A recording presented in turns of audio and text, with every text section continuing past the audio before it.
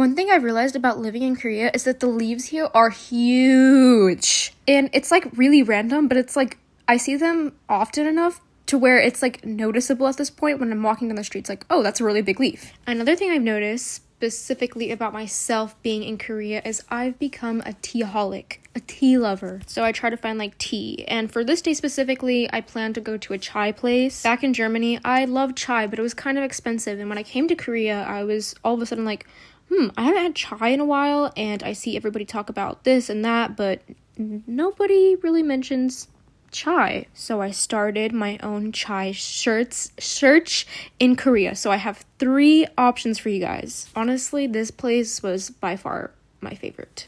The bread was amazing, by the way, also. I finished the chai, the vibes were nice. Recently, I've also loved to be alone in Korea because it gets so crowded and it's irritating me. That's another thing I've learned about myself while being in Korea. I get so irritated being in big, crowded touristy areas, and I'm sorry. I don't express my annoyance. I just kind of go away and try to find a quieter place, but it's because I've craved alone time.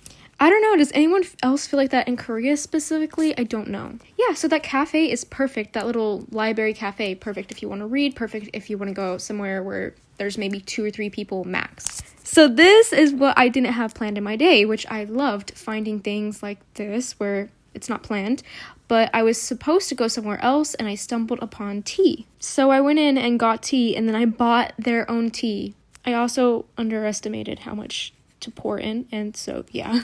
I think I got like 5 teas, like 5 different teas. I'll have to do like a tea tour because I've gotten so much stuff in Korea tea-wise.